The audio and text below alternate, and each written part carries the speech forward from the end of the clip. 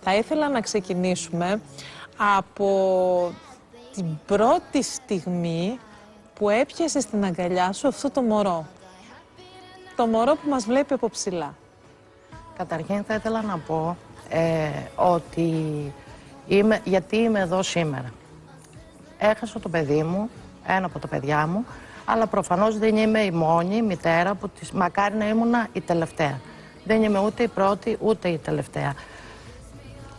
Ο λόγος για τον οποίο είμαι εδώ σήμερα είναι ότι το συγκεκριμένο παιδί, με αυτή την ιδιαιτερότητα που είχε, με έκανε να συναντήσω, μας έκανε οικογενειακά να συναντήσουμε, κάποιους κόσμους που όταν είναι όλα καλά, όλα νορμάλ, όλα ευλογημένα και ευτυχισμένα, δεν τους φαντάζεσαι. Και αυτός είναι βεβαίως η επαφή που είχα με τον κόσμο του αυτισμού, κάτι το οποίο μέχρι την ημέρα της διάγνωσης ούτε είχα ακούσει, ούτε με ενδιέφερε, όπως και το περισσότερο κόσμο. Αν δεν τύχει κάτι μέσα στο σπίτι του ή στο ευρύτερο οικογενειακό περιβάλλον, δεν νομίζω ότι ψάχνεται.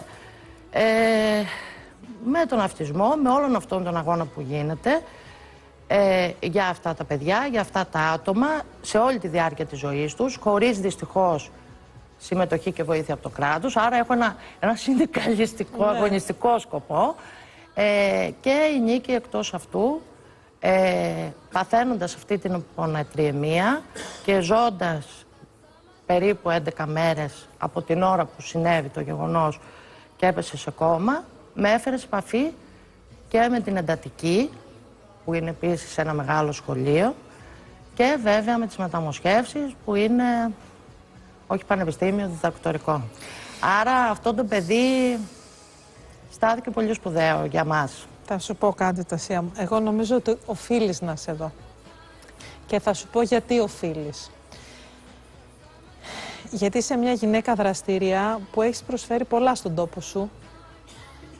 Στην κοινωνία της Πάτρας έχεις προσφέρει πολλά. Δηλαδή το καταδύναμη. Μεγαλώνεις 4 παιδιά, συμμετέχεις στα κοινά, έχεις βοηθήσει γονείς που έχουν παιδιά με ειδικές ανάγκες. Έχεις κάνει πολλά. Εγώ γιατί πιστεύω ότι οφείλεις να είσαι εδώ.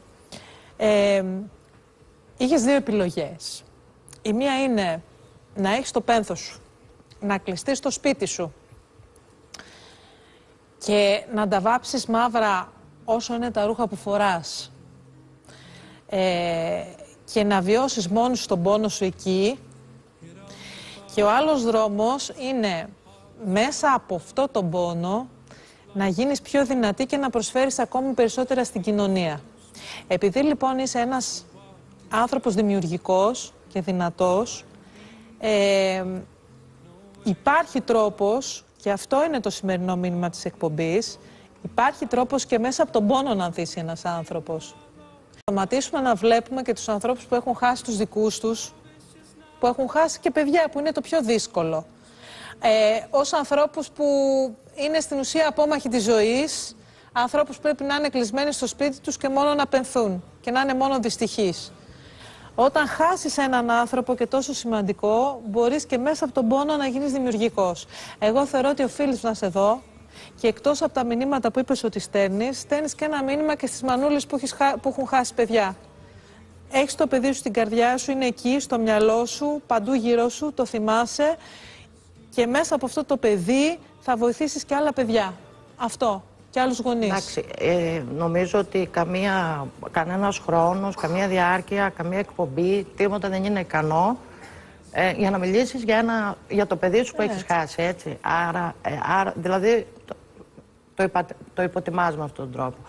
Πραγματικά εγώ πέρασα, γιατί και όταν είχαμε και επικοινωνία νωρίτερα, πιο κοντά στο γεγονός, ήδη έχουν κλείσει 4 μήνες, ναι, δεν ήμουνα σε θέση να έρθω εδώ, δεν έβρισκα κανένα λόγο, γιατί στο μυαλό μου ήταν αυτό καθ' αυτό το γεγονός.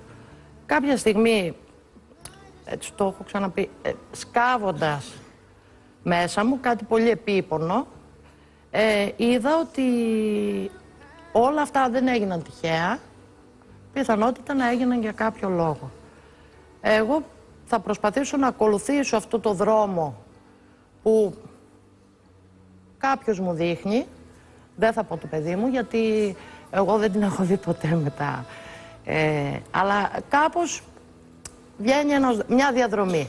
Εγώ θα την κάνω αυτή τη διαδρομή. Και αν μπορέσω στην πορεία να βοηθήσω ανθρώπους, να δώσω δεξιά-αριστερά το χέρι μου, να βοηθήσω ανθρώπους που έχουν παιδιά με αυτισμό, που θέλω να το πούμε μετά, να βοηθήσω ανθρώπους που έχουν χάσει τα παιδιά τους, ανθρώπους που είχαν ένα παιδί και το έχασαν, δηλαδή δεν το χωράει το μυαλό, που είναι και αυτοί πάρα πολλοί.